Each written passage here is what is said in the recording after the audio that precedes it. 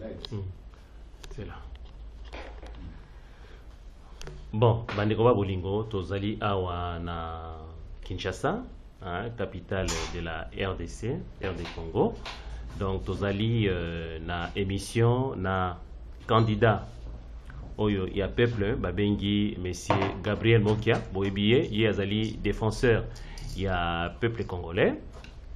Yé azali motomoko azali ko défendre ba intérêt ya peuple donc les lots tokosolana ye binomo boyebi que malgré bo zali ko bakuna na diaspora que mboka na biso zali occupé moyen batoki na ba élection zalité poni ni mboka na biso zali occupé mais ndeko Gabriel Mokia ye a lobby ndinga loba toujours que biso na bango tokozana bango popolipo na sens ni peuple a pesa confiance. Pena diaspora, bandeko mingi ezala ba combattant, ba lobaki que ceux qui na komi na Kinshasa il faut na kuta naye na poser ba question nyonso. Oyo ye akoki convaincre bango pour ba soutenir na ba élection. Ndeko Gabriel Mokia tomoni que o taki na périple moko musika, o sali boloko, o monipasi mais malgré cela o kangi monokote.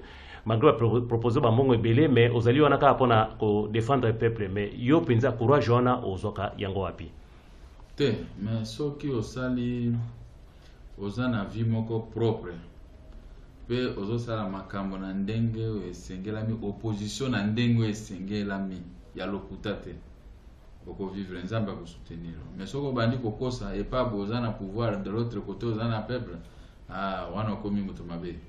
Mais yo lobini po batumi balbaka ke ba homme politique mi baza ba occultiste comme banza bekana monoko mais soko tali malamu tamso za na moto na yo moko boye epesa ko ba courage moko ou bien za na nyama moko boye malgré yango na obanga kate bino so bozala bata click moko na moi boye okosa ni toza opposa mais na butu boyo kanaka te opposa solo ye ato tuni bata pouvoir ba mona ke moki ali akana bisote po soki écoutez tika no na éclaircir bino mako nga bazwinga biloko nyonso total o baboto lingeza ya valeur à 25 millions de dollars bon na nga café banda ko na nga na Gombe ava bango ba ya nga na vanda côté à Grand Hôtel naza voisin ya ambassadeur ya Belgique ambassadeur ya Belgique ngai ambassadeur ya Chine donc moni kinazaki mutu ce n'est pas n'importe qui avo ko no vanda côté wana alors bango ba ya baboto litu wana c'est-à-dire nga za mutu moko to yo be nga pona 100 000 dollars ou 200 000 dollars mo na nga na we ndengini.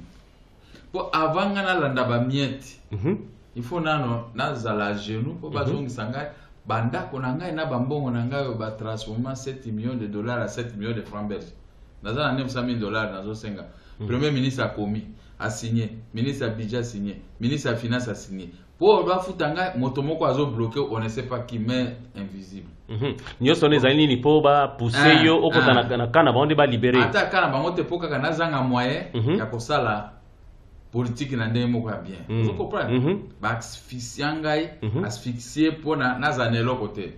So ina voyager, il faut réflexion. Na ina sala bo, il faut réflexion non ka mutu passe. Donc pour te dire que ngai na koki jamais kozala corrompu. Pour na zala corrompu, bazo ngisano biloko na ngai. Mais ba ko appauvrir yo président. Mais le problème est ça. Mais comment tu vis? La politique qui risque rien n'a rien. Et puis politique est zéro. Politique est zéro pour l'intérêt général. Ça pour l'intérêt à mon côté. Nzambe a pour pouvoir kaka muke atama desu tokole na loso. C'est pas la fête du monde. Mais loko nini yoko convaincre ba congolais à diaspora po ba to na kanisi to une émission moko en tout cas ba sepela ki nango mingi mais mingi baza penda sûreté ba lobi il faut ba mona yo en personne ozolo ba musika il faut ya kuna pour convaincre bango mais yo eloko nini zo convaincre bango kozala bon président pona bango ou bien tam so kozala kaka ebandeli soko zi pouvoir approche changer comme sur dictature comme côté amindele de batala na Facebook na ngai ba mona ba émission tout na salaka ava ba émission wana komela bino na poto liboso peuple congolais akosoma kango kaka ndenge za wana eleki na ba télévision nde siko na tie est-ce que ça na ba lobbying o bato aza ko soutenir na libanda tout ça parce que o senga nde bino bo banda lobbying et ça ba na poto to balinganga no balinganga te to za na eta moko to ngito récupérer mboka na biso na maboko ya bato mususu sikoyo bino mo bo sa lobbying boko tsangai na ba place nyonso tout kobo wana po soki nga nazwi vote na leki Mais il faut se déplacer. Il faut se déplacer, président. Maintenant, c'est préparé. Oui.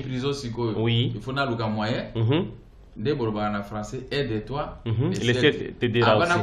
faut poche bien. Oui. Est-ce que au monité que le coloyo Vandiawa, ko créer ba cellule, ba responsable de la communication, ba ko sensibiliser, ba sur place, o ba ko tia moi meya pour ezali possibilité ezali pour na yo ko tambola mikili bipai na bipai pour na koluka ko créer ni ba lobi. Représentant moko na Suisse. Mosusu akomi na Allemagne. Oui. Mosusu aza na Bordeaux, mosusu aza na Lyon. Oui. Eza Belgique, mosusu aza na Londres. Oui. Bango nyonso siko to ko fungula ba compte. Oui. Ba compte wana ko za la public, moto tout il faut botia kambongo. Oui. Parce que élection présidentielle oyanga ezate ya kosala élection ya maloba ebele ngana yebani na population nyonso. So na kiti Mbujimai, na kiti Lubumbashi, ba weka komba mokia na kiti partout. Mais ceux qui va bloquer yo. Te va bloquer ngate. Non. Mais Tshisekedi va bloquer qui? Voilà Tshisekedi. Mais yo moto ako bloquer ngate. Yo zanani. Te ngabo ko bloquer ngate. Peuple akolinga te moto bloquer. Pour avoir fait quoi? Ngana zo ko s'inspirer l'esprit ya constitution. Ngana ko voyager ko s'installer. Est-ce que constitution baza ko tosa yango? Etali bango. Mais biso to ko tosa. Ce qui n'a tosi constitution c'est que siko ngai naza mutu mabe ata subo pesi nga pouvoir. Aucun aéroport balobi que pilote a décollé te baboy. Ouais nga pilote te bo wana ba je wana to yebi yango bango bazo sala. Ba wana bango ba yebani ba je wana eza ba je mabe. Oui. Ba comprendre? Oui. Le baba ba kangi bango na aéroport nga na bengi na aéroport na bi nazo ya le boy nga nazo ya ba libérer bango. Parce que il faut zala honnête. Mbwa azana makolomine. Mais programme na yo président Mokia. Programme na yo penza lelo sokomi président il ko na liboso ko sa pona ba congolais. Sécurité en boka. Oui. Production. Oui. Oui. Na ko futa congolais moko te moins de $300. Oui. Lelo bazo futa bango 60 000 francs, ça équivalent à 50 000. Bon wane ko tawapi. Mais nga moko naza producteur na bandaki commerce na ba 50 000. Donc on lançait agriculture alors à 500 et $1000. Mais le roi nazo ko biso $25 millions. Na lo bango na télévision mututu moto mo wanga na te. Ko bango bazui. Donc le sécurité, deuxième chose agriculture. Donc économie na sociale la population, na sociale wana okotusaka jamais moins de 300 ou moins de $250. Social donc on a inclus santé. Mais tout. Exactement que vous êtes malade, comme à l'hôpital, il faut exiger bon, sous avènement à mon cas. Dès qu'on est malade à côté de l'hôpital, il faut soigner. Les restes sont verts. Écoutez, nous avons le pétrole dans le cannabis. Nous avons la manganèse. Nous avons la cuivre. Coltan. Manobium. Oui, oui. Tous en a café au bango bois qui mais côté wana domaine wana za ngai moko na ko organiser ngo sur toute l'étendue de la République des Zaga kala okomona bato mingi ba nosenga mbilo mbongo te pour mingi ba bozonga na ba intérieur doko toko panzana na ngai moko. Si je comprends bien au lobby sécurité na liboso population za la sécuriser na ba bien na nyonso congolais soit circuler librement et ya mi balé au lobby que lancement ya agriculture pour na autosuffisance pour koluka ko économiser ba devise. Siko nde to côté na domaine ya mine. Ya mine. Na mini wana nga na biloko nini na kusala na ko réduire détournement pillage ya richesse ya Congo ba richesse wana tu production nango ko zala canaliser au sein ya budget ya mboka biso to ko na budget ba 4 motuna mususu les milliards de dollars les loyo ceux qui osent 3 milliards 4 milliards à budget et puis ko ba koza ozo gérer mboka aïe quelle honte sokozi mpifo sikozi pouvoir peuple congolais a sur confiance batoyo basali na pouvoir oyo ba piller mboka lelo so babio sana yo kondima ko sana bango bon bango nano fo basuku bamisuku tomola mungongo basukula nano c'est-à-dire otu bazwaki nano ba yebisa ba Congo botia wapi bon ngana ko produire année moko na komona production na ngai na ko bisa moni production ya solo wapi mbongo bino bozwaki ba société fictive ba sali na Congo ba pays voisins zo akopia wa ndoko na to ekosila Nazana moto mona ina tono président. Est-ce que monite que pour Congo qui est liboso de bato mingi bazolo ba kibosa la dini système oyo vérité et réconciliation. C'est-à-dire ba congolais so basangani o basala ba crime o ba yiba ba solola o basaki mabe basenga pardon pe ba restituer. Monite que yo ko sa pe ide wana Mais attention, différence c'est ça dans l'année. Même si ça la vérité et réconciliation de en Afrique du Sud, même au Ibaki, même au Boumaki, aux anano libres. Au Kangam Touté. Dans les premiers temps, ils ont monté. Au Kimaka Soginini, au Kozonga, au Ponatuna, au Kimakani.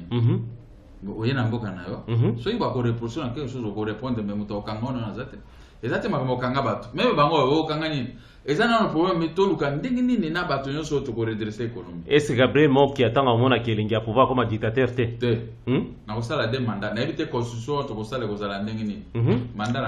que vous avez justice juste que vous êtes indépendante ou bien vous avez inféodé étant dans le pouvoir? Si vous avez condamné 42 mois, mais bango, même infraction, infraction, tu finis na moto, tu bundaka na télévision. Il y a fini na fingi. Mais oui, anga injire ba condamné 12 mois. Oui, il y a injire 1 mois. Betani makofi. Oui. Oui, anga likofi ba condamné 6 mois. Oui, il y a 4 mois. Après ba yako ba infraction moko na lobake mais c'est Kabila bano teka kamunde na Tanzanie. Or que na lobaka nde na petit wana. Mais ba juge babino bazu occasion ya kovandi saka bino alobaki nde na monsieur Kabila. Mais là to visionner bande.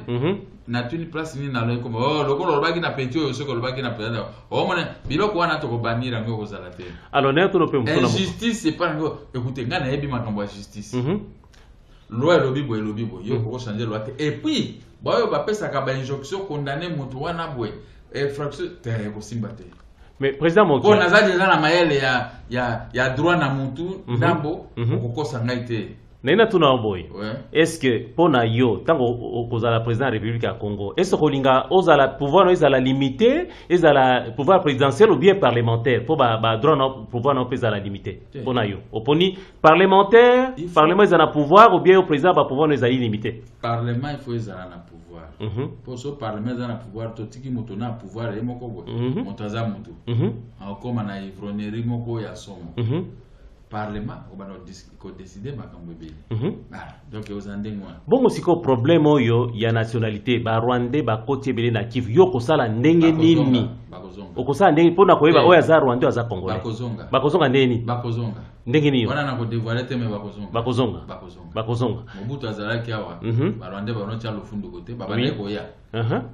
Est-ce que yo parce que ce ka bo ki ka lero pa mo ki président de la République moto la moto o nde bino bolobaka mwana na mwana bendana ozo comprendre mwana wana ku des attaques ngana ko tema na Rwanda zonga no mo ko na mo ko zonga ayebi ki sérieux zongi na mboko président na ngai sérieux zongi na mboko nasa moto amsopena ngana tuno bana poto mo ko ta ko vanda na poto okoyaka ovandi ozongi mimbongo tuzo yako tongawa facilité kozana na priorité kozana na bana poto bana nyonso bato ba voyager ba mboka nyonso to priorité za bango na boyo yawa enseignement primaire et secondaire kozala na gratuité soki ko koma mwa payant wana nde parents nyonso komi na ba moyen vous comprenez moni mwana mboka zaka mwana mboka lokola ngai bo soki bo pesi ngai rapport moi qui naza eloko te ngai nde naza na bolingo d'abord yebisanga bana nyonso baza na poto ba diaspora banani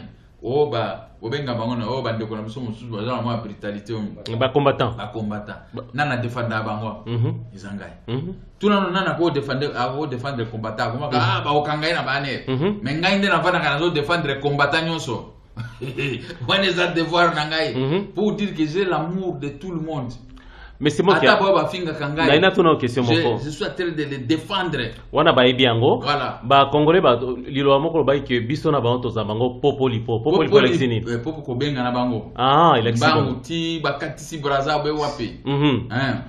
Est-ce que yo sikoni ngozoloba bato ba onde ba simbaka mokili ba onde ba deja mokili. Mais yo moki alelo so ba Congolais ba voter yo pour passer par ordre, moi qui a soko tosité, il faut tous yo zali président, il faut passer sur 80%, yo 10%, 5% ba ministre na yo golbani pour na banque.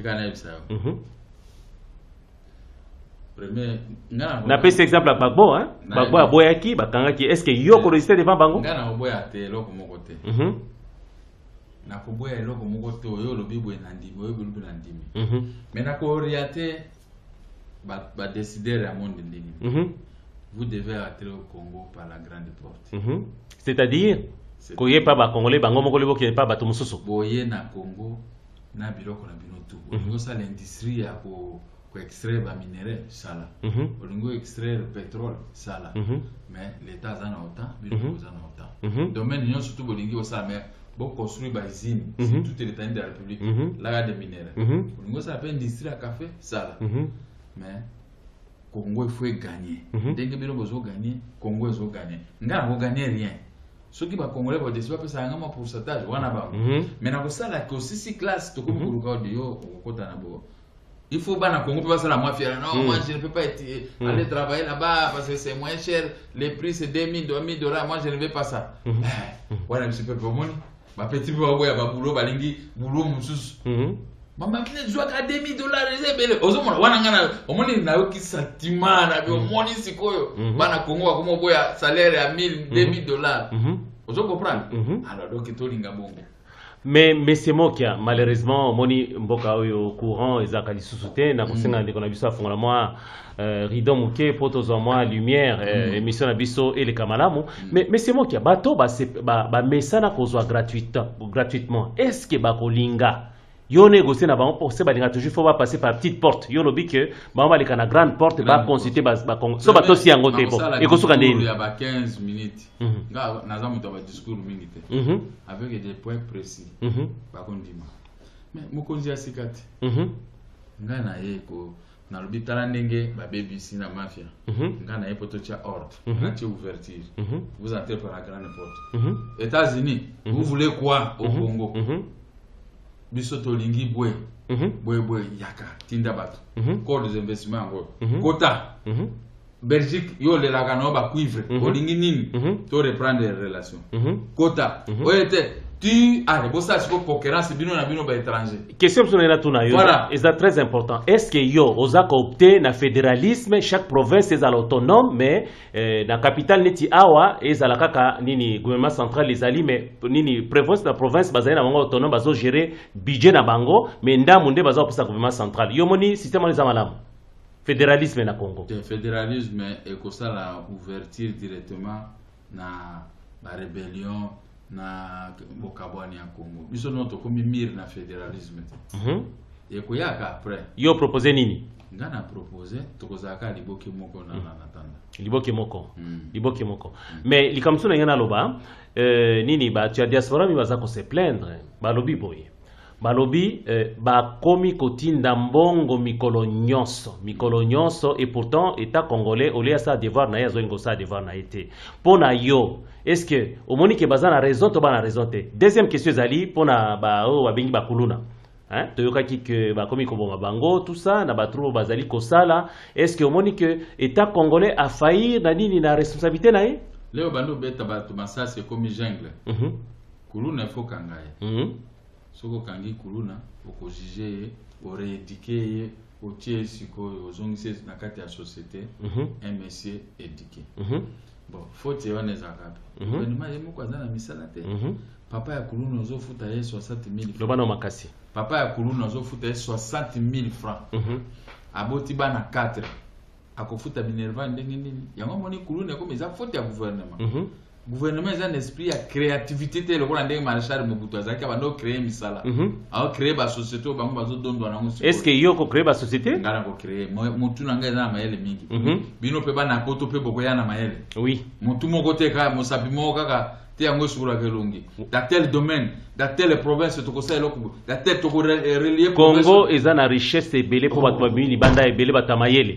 mais ndenge ni Gabriel Mokia le loyo tozangi même flotte aérienne comme ba société ba paya ba belge ba komi ko ya 7 fois bisomo ba congolais tozana na ba société aviation te combat na ngaya ngwana pona nini parce que combat wana kozala l'air na bandi ko bongisa sécurité to ko defa ba avion moni kokota nyongo pona ba avion mboka nini ko boya to pesi avance to bandi ko futa to sali ba chercher ba ko pesa biso ba avion to sali ligne nini société na binota lokola Airbus 380 ils a 400 millions monsieur Gabriel Mokia kozwango 400 millions c'est rien mais awa 500 millions c'est rien mais tozoma libanda fuita ba capitaux tozoka ba milliards 40 milliards na kotanga kombote mais tozangi avion Afrique du Sud yaki koloba ke na mboka na biso tozomona ba capitaux bozotindeleki ata économie na biso tabombeki aki mikolo lekaki awa ngana lobi yango mokolango ministre ya finance abenga ngai tokutana naye ya awa abenga pour la première fois tokutana makimi abimi na porte mususu ate directeur ya cabinet na yamba ngai pour akene pour makambo mbongo $900,000 na ngai mais akei wapi nzoka ndia kendeki na réunion na tabombeki na ba mikonzi mususu c'est à partir de là on m'a appelé mais c'est Mokia tala wa tabombeki ekoloba bobe bozo tinda mbunge bele na Afrique du Sud mais bosala ba misala donc contrôler mboka ntoke be bandote mais il faut ba banque na biso za mbongo ba banque ya mafia nyonso ba salaire je crois que vous allez fermer donc sala ba banque des crédits agricoles ba banque oyo kozala si tout retenu dans le pays que donc moi na Congo ko tamba so motakalate projet nini pona yo to moni que na ba province de précarité zali mingi Congo ils ont 50 ans en arrière ndeni yoko ko sala pona ko relancer ba province et comme appelé ba province moderne agriculture ezala ba pharmacie ezala misala esala ko procéder ndenge ni monsieur Mokia wana ezala mutu na ngai wana oko dévoiler yango te wana eza siko na mutu na ngai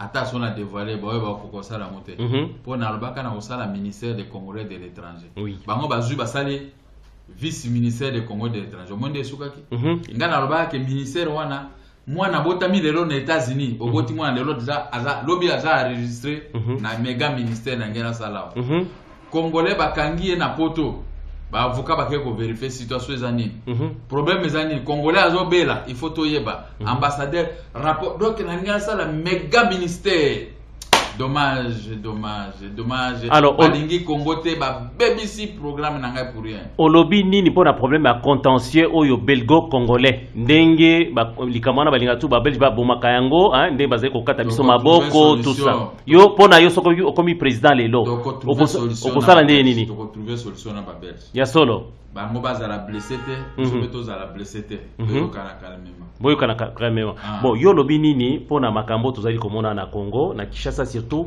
prostitution ya ba mineur eleki mingi atata on azotama na nzela nazo ba jeune fille baza ko se prostituer yo lelo président Dani Gabriel Mokia oko résoudre problème ana ndenge nini ba fille mingi ba ozonga na classe et puis ba fille mingi ba ozonga misala musala za te ko ya bureau misala za ndenge nyonso ba ko sa au moins la biloko ne ko diminuer et ko si la teme ko diminuer po mboka mobimbo nzamba sali prostitution ezala kaka ata na France ezakaka bon naza moto na mso ngena tono monsieur Gabriel Mokia po na système ya santé po moto asala ifazana nzoto kolongono po moto asala ifo alia yo oko procéder ndenge nini po Congolais nyonso azwa soin parce que soto tali statistique salamaki même mbwa na nyao na poto bazozwa soin koleka ba Congolais mbwa na nyao bazolia 3 fois par jour yo ko procéder nini Congolais azana soin santé ya malamu alia 3 fois par jour l'air ngana tie sécurité na mboka na baningo bongisa le social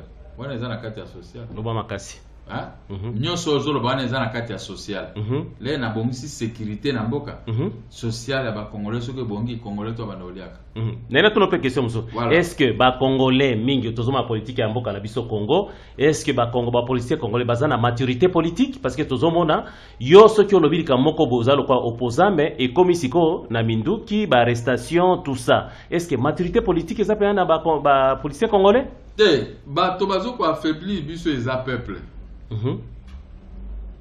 peuple passe à l'embibino ba promesse ya lokuta peuple à l'embipe omoni na Ukraine omoni na Égypte omoni na Tunisie soki peuple elandi biso je crois que ba konzi ya kafouillage ndeto zomona ba koza eso mais peuple soli bomzali vide Gabriel Mokia est-ce que peuple akolanda bino il risque rien à rien mais soki ozolanda ngate ngana bito sala to tomboka to bengana gouvernement beto bengana mokonzi mboko oyo yo peuple oboyi ngai moko na bima na balabala ini fanga moko na bima na balabala oui abete ba lacrymogène à boulevard tout monde a tout ça mais après peuple comprendre bandi kolanda mais jour on a 18 tout ça qui ka benda mais surtout continue kata 3 jours la pamba de pouvoir relation les amis mais na regretta ndenge na zaki donc na animer peuple parce que moni peuple balinga ngaminga ba jeune lokola ya njili ba kuna doko zomona ke vraiment ba grali buru partout ba yaka ba limete ka savuvu partout ngiringiri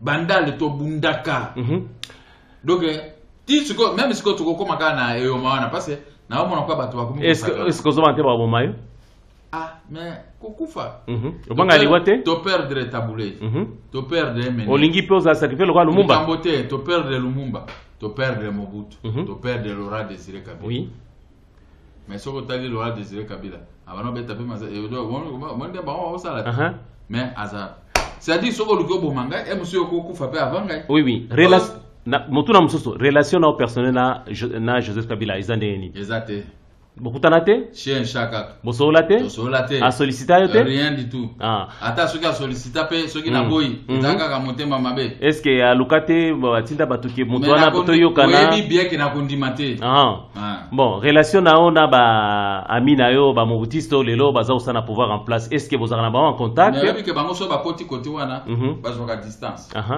mais relation de nazala ngo bien na opposition mobimba mais na bango relation moté comme déjà kuna na fite ki ako occupé sous son nini est-ce que ba nga mutu na prison a mona kwa na ko senga mbongo nga nazana je n'ai pas l'art de demander l'argent soko tali na Congo naza opposant moko na senga rien ata nazala nzala na vandi mais je ne demande rien est-ce que basala ki intervention moko te pona yo intervention moko te pona pona tango za ina prison motute ba ko ya gialo ba banza mukalai ba tunyoso ba kengo yo kotanga bango ko ya gialo ko bangai relation au contraire ba combattre ngai ba bimisi moto tozwanga ne ba problème ka bango ba jouer ba kene université na bango na Kisangani pour me prouver moi opposant mais yo sikoyo pona Coutinho Fernando et loko nini ozali ko sala pote ya bima moto wana nde nazobunda po abima na ye na Diom wana nde ça c'est bon est-ce que ndimi que ni ba komisaire parce que problème à Coutinho na Diom mindele nde bazali ko forcer Joseph Kabila pour attaquer ba intérêt na bango est-ce que yo komona mindele mais bon ozobanga mindele ozobanga mindele po lelo bango na bango na batu oya pelisi minduki ope pelisi minduki to tande ba usuka obanga mindele poni mindele soko yoka ine bien moni ko zo gérer bien ye ba zo trouver continent makambo sili mais yo ko procéder ndeni pona olonga Coutinho poko olonga ko bima Coutinho ezali pasi mingi Coutinho na bima te c'est toujours bunda na tikaranga moko na défendre Coutinho est-ce que yo somona ye depuis Balbaki azali paralysé est-ce que ezali ya solo aza paralysé aza paralysé côté moko loboko na lokolo est-ce que osengaki que akende poto mais gouvernement ebe komisaye ngai na sengi Coutinho akende poto ba pesinga pe promesse Coutinho moko pe abenga ke bandimi azobima bandimi azobima ti lelo mais sikoyo ekomi moko la moto que nous a Coutinho ekomi na mindondo qu'est-ce que vous voulez que je fasse mais bon namoni to sali etikali 3 minutes poto sisani ni interview na biso eloko nini yo kala Coutinho moninga na esika na kende kotala oui c'est là na benda biso mibale na Coutinho namoni oui moninga oui pour dire que tozaka tu na ye wana ke la se bilamba mais azali mal en point mal en point oui mais ça bien mais soki on toza paralysé le boko na lokolo siko okoza ndenge ni pour te dire que j'ai de très bonnes relations avec Coutinho OK mais ye moko azoloba nini alors il est séquestré alors oh eloko ba reproche kaye ya zalaka wate ngala sa salika kama makambo soki aza est-ce que bazoki minduki ya solo bazwate bango te fraction minduki barongola ki amona tribunal bayoko akoma mukanda moko zaki Coutinho alingaka ke no bomangalasi Coutinho pere ronga zaki na poto ezaka kasoki ba coopérer na yo boy question msupe na tono pona nini grand frère na yo Etienne Tshisekedi batumi bazolo ba ke ye asa sili azosa eloko mokote surtout na diaspora batumi babandi kolemba jusque là il ne dit rien aloba ikaka ke prenez-vous en charge est-ce que yo omoni ke ba reproche ba la président Tshisekedi zali ya solo est-ce que pona yo azaka ka actif ou bien actif li azana ne actif mais problème des ali omoni ndenge ba cercle ka na prison Coutinho nani et vieux Etienne bazu ba cercler to sali ba bruti bon balongoli séquestration bon azape motuti ana mwasi na bana humiliation pe le ki azwa ki pouvoir bazo pesa ete ye palobi taki bo pesa pouvoir na ete a salarié même élection participer il faut que peromine ana mobile ana déterminé est-ce que pona yo omoni ki konyina ba élection 2016 ezali garantie parce que mboka nde bazali koloba ke ezali occupé est-ce que ezali garantie penza lelo soki ogabe moki au passé président est-ce que bako mindele bako tika yo na discours za kana ba nationaliste bako tika zo pouvoir penza bon exemple ka mindele batika ngate poni ngaza ni Jean-Pierre ni vieux Etienne ngai mokia j'ai tout dit il y a solo alors il a gagné yo lobi ki ngana le kate oui comme ça Bachar. Yo za Bachar te. Ça peuple. Ngala bisa peuple char peuple le ki char. Ya solo. Okobeta char wanti okoboma. Après moko ba okanga. Mais c'est Gabriel Moke toza non sérieux. Courage yoza kanango. Yoza na moto te. Naza na moto te. Ya solo ana pinza. Courage siko zo la kisaki naza moto moko honnête. Oui. Quand quelqu'un est honnête, au comment est le gola zana kisi. Et puis quand quelqu'un dit la vérité, il prend la cause des peuples. Au fond de son cœur. Siko ndo komona bien. Moni mingi pe balobanda oh c'est que baliaka na butu ba ke yo kolole na butu ko bimagona ndengini. Yo siko ozana moto totiki su nzambe tokoma su na moto ya solo nzambe aza motema lero senga nzambe senga na boboto.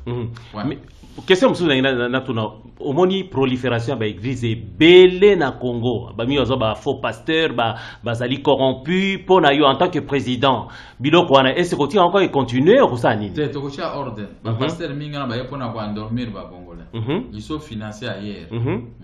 Mais nini likambo lekaki na Paris oya est-ce que nzambe basambela kayeka ka ifo simba micro te nzambe ifo kangalo kwa nazana bureau na mikangi na sambeli nzambe akokena monsieur comme nzambe ya micro c'est qu'il y a quelque chose yo likambo lekaki na Paris JB Piana ifala betani concert tout monde qui comment qui affaire d'état même ba gouvernement intervenant qui tout ça mais ba congolais ba baki que niet que ko betamate aussi longtemps que na mboka kuna na Kivu baza ko violer batu ba musicien baza lokwa ba leader d'opinion ba trenaka ba masebele mais bazo sa eloko moko te pona yo avino ezandenge nini na décision ba combattant bana poto bazaki na raison Nenga siko na linga ka andeke entre nous ba congolais tout ça na mabete poto kufi ebele problème nga zaika bon izaki bongo mais bazaki na raison parce que au moni hein kaka milieu bazoke ndolia wana kaka milieu wana pe ba poison pe zotambula ya solo lobana likamba poison muke wana toko condamner ka bana ba poison wana ezota wapi Rwanda.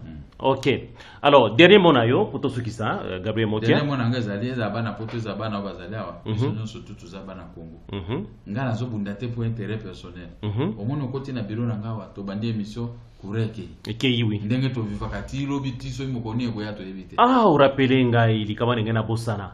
Pona yo likambo ya nini ya courant okosala ndeni po aussi lisango ndeko Mokia na ko régler na ko tia ba barrage na ba côté mususu na ko régler problème ya barrage inga mbara moko courant ko kende bambi ndoko kende Kasai ko kende presque partout Équateur bon na ba village est-ce que ba système ba panneau solaire wana ba panneau solaire na village ko koma na ba système wana nako tuza na courant ya kitoko tozo ko utiliser on ba Monica Afdel yaka ko bomela biso courant bango na ba RCD mais ndenge courant ebomite parce que na Brazzaville basombaka courant ya biso na Gabon bazozwa courant na biso na Rwanda pe ezala na Afrique du Sud na Zambie mais ndenge nini biso ba congolais toza na courant te awa na Kisasa parlementaire moko asala ki rapport ke bazo alandi makamso bandoro ngabe ke ba piaka mbongo ya courant mbongo tu bateka ngona na libanda ekota kate ezala bato ekendeke ba pays mususu Afrique centrale ezo bonga pona ba courant na biso na mbongo na biso oui alors sikoyo na loba makamwana ministre moko parlementaire moko mené enquête là ya pesika rapport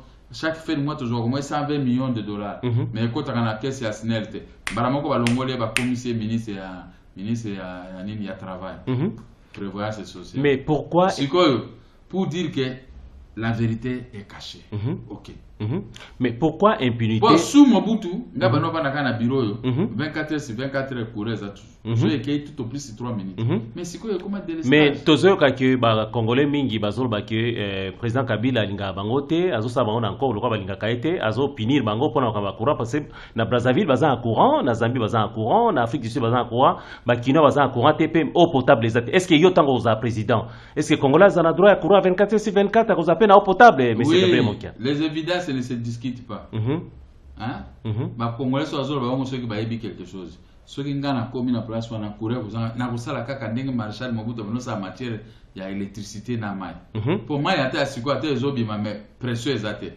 wana ba mikozi ndenge nini wana na seka kapasi na mona wake umoni nous sommes pas gouvernés et comme nous sommes pas gouvernés bo ça l'effort pour biso to koma na pouvoir di bana poto boluka ba robinyon surtout ngai na za disposer siko po nazwa pouvoir parce que mingi balingi ba se représenter à baza ba étranger tokolinga tokobetana na bango ba étranger ti ba kokota sous devant nos peuples te baza ba étranger déshabiller Saint-Paul pour habiller Saint-Pierre comment surtout biso nde oyo ngai oyo na ko battre bango parce que banda na bimi prison na sengi eza président de la République ngo eza la premier ministre eza na sengi bango ba débat et so moni baye yango ba longola ti débat contracteur ba ka mokia azabo e tout ça ko sambusa biso mais sikoyo ngayo na ko développer makambo tel bokoyo kelengi tala bozala mikolo ngo boluka ba lobby o ba ko financer.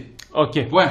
OK botika o ngana linga mokia te bolinga ngai soki ta dédouaner Congo ata boinga Rwanda yo pozu bénéfice na yo le reste on verra. OK voilà liloba suka poto succès mission na biso liloba suka nde tolingana bolinga biso ba opposa moto ko ebisa ote oto apesa ke mokia ke lolia na lolia ke pa ya mutu te oya monika zana preuve ebisa nganga na foot na la tribunal do samba soki pouvoir ke no pesa ngambongo moto azui mbongo na ngai belebele azana ngo akopesa mbongo est-ce que yo za na confiance ya justice congolaise naza na confiance na ngote la justice était féodée dans les pouvoirs dans l'exécutif donc sikoyo wana na ko za na bango confiance te mais to bunda so bo voter nga na masse ba ko sala rien na koleka. Question à Souka, est-ce qu'il y a des opposants au Congo à part yo? Il y a des opposants. Il y a solo? Ah, il y a des opposants. Il y a des opposants. Mais moto yebi ndenge za sala opposition.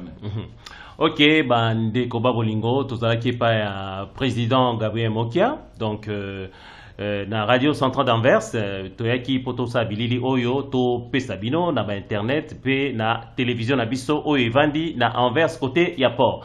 Alors on a ko rappelé bino Gabriel Mokia azali candidat na élection présidentielle en 2016 yango aza kosenga na ba congolais nyonso ya diaspora boyoki awa botia ye maboko donc kolukele ba lobbying pour na financement ya nini ya campagne nae nde mikolo ezali koya tokozala nae na mboka poto eza na Belgique na États-Unis to ko accompagner en tout cas to remercier bino mingi na ndenge bokolanda interview. Merci.